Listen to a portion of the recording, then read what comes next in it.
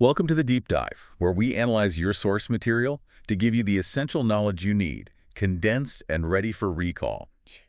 Today, we're setting our historical coordinates for a place that is genuinely startling, 10th century Cordoba. So I want you to just picture the typical city in the 10th century. Think Paris, think London. You're walking on, muddy tracks. People are literally throwing waste out of their windows.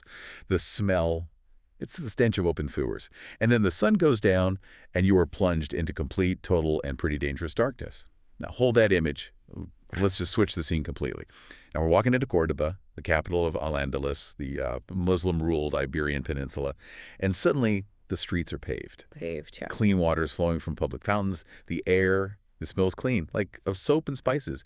And as night falls, thousands of oil lamps begin to glow, lighting up the main roads. The whole city is a beacon. And that sensory clash is really the core of what we're digging into today. Our mission here is to look at the systems that made all of this possible. This isn't just history, it's a deep dive into urban planning, a place where civic duty, really advanced infrastructure, and a kind of governing moral vision all intertwined. Right. Cordoba wasn't just a cultural hub, it was a metropolis that was engineered for comfort, for health, and for human dignity. And that put it functionally hundreds of years ahead of its European rivals. Especially in things like, public lighting, waste management. Exactly those things. It was a statement city. It showed that a civilization could intentionally solve the most fundamental problems of urban life. It wasn't just a happy accident. Okay, so let's unpack that. Let's say I'm a traveler from medieval Paris. I'm used to the mud and the dark. What's the very first thing that hits me when I walk into Cordoba around, say, the year 950? The contrast would be overwhelming. I mean, first, forget mud. Cordoba had broad paved streets. But they weren't just paved for looks. They were engineered. They were designed to handle two key things. Traffic, horses, donkeys, and, critically, drainage.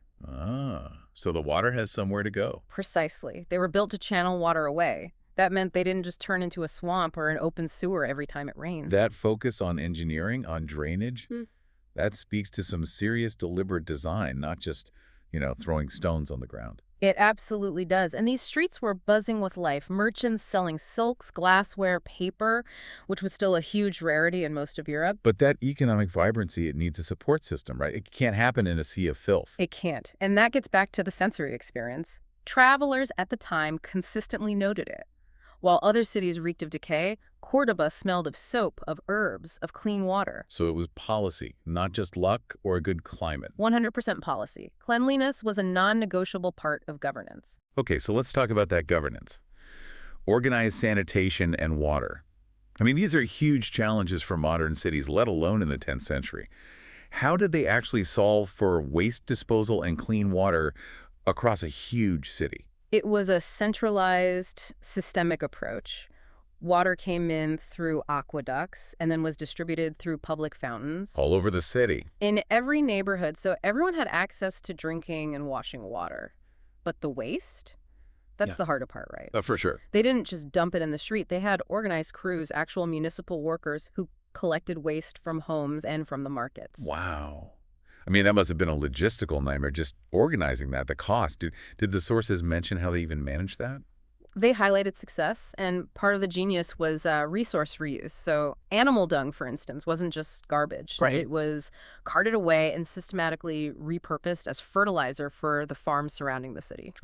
So it creates a sustainable cycle. You're connecting urban health with rural productivity. Exactly. And beyond that, drains and channels were built right into the city's layout to carry away dirty water, making sure filth just never built up on the streets. This all sounds like an engineering masterclass. Yeah. But you mentioned a moral framework was driving all of this investment. What's the link between faith and this level of public works spending? That's maybe the most compelling part of this whole blueprint. The ethical foundation was this core teaching that cleanliness is half of faith. Okay. And that wasn't just a nice saying. It translated directly into a civic expectation of purity. For example, the need for ablution, the ritual washing before prayer, meant you needed accessible, clean, flowing water for everyone, not just the rich. So that religious requirement basically created the political will to spend big on public infrastructure. It absolutely did. It justified massive public investment in aqueducts, in fountains, in hundreds of public baths. It ensured the entire population benefited regardless of their social class. The city was seen as a kind of sacred trust. So maintaining its purity was an act of governance. A moral and a civic one, yes. Let's pivot from the day to the night. You said other cities were plunged into darkness, a time of danger, but Cordoba glowed. How did they conquer the night? They solved the problem of public darkness systematically. Thousands of oil lamps were maintained by the city to light up the main thoroughfares. Imagine seeing that. Yeah. A visitor used to just pitch blackness, and suddenly there are bridges and markets all lit up and safe after sunset. It would have been astounding. We need to put a pin in that. Give us that historical comparison that really drives the point home. When did the rest of Europe even begin to catch up? Well, this is the kicker. London's first real public street lamps. Yeah. The kind that offered systematic lighting. Yeah. They were introduced in the 17th century. Wait, the 17th century? Yes. So that's a chronological gap of almost 600 years. 600 years, wow. Cordoba had solved for the darkness and the danger it brought almost 6 centuries before major northern European capitals even started to tackle it. And what does that mean for an average person living there? A family, a student?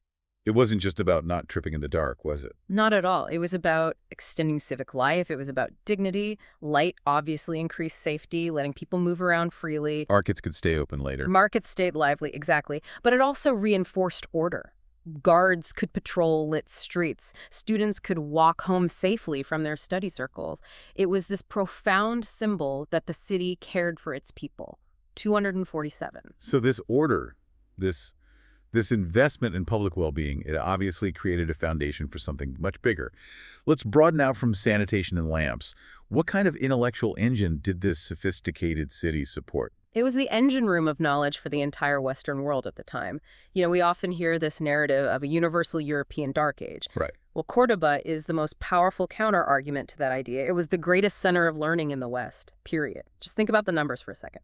Cordoba had 70 libraries. 70 libraries. That's an incredible number. To put that in perspective, a typical monastery in Europe at the time might have a few hundred manuscripts total. Exactly. So knowledge wasn't just locked away with a cloistered elite. It was circulating. It was accessible. And what were they studying? They were actively building on Greek and Roman traditions, innovating in medicine, astronomy, philosophy, mathematics.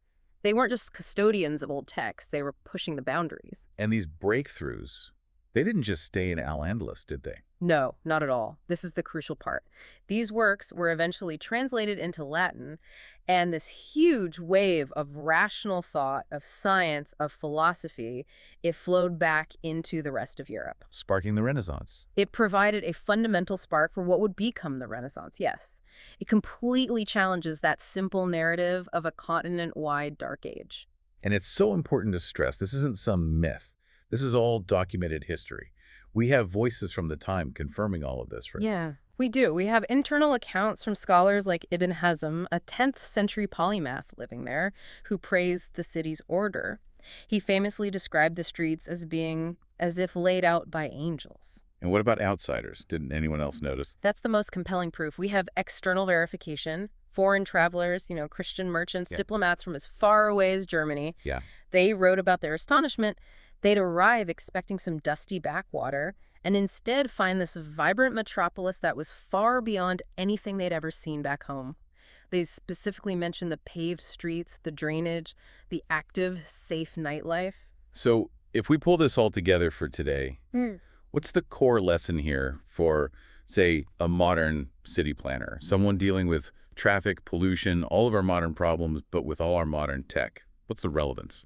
The relevance is, I think, profound. It shows that thoughtful urban planning, when it's rooted in an ethic of community responsibility, it can solve huge problems without any high-tech gadgets. The priority was the citizens' well-being. And it also pushes back against some historical narratives that tend to diminish innovation that happens outside the standard Western story. It certainly does. It's a powerful reminder that faith, when it's interpreted through a lens of justice and public good, can be an incredible engine for progress, for science, for civic achievement.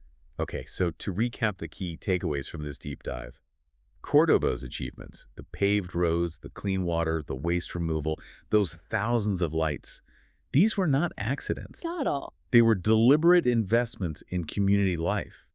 And they were rooted in a powerful moral vision that put the dignity and health of every single resident first. And the enduring lesson is that progress and piety aren't opposites. They can be partners. When your infrastructure, your governance, and your culture all align with human-centered values, the results are, well, they're transformative. So we'll leave you with this final provocative thought to consider. Cordoba's physical lamps have, of course, long since dimmed.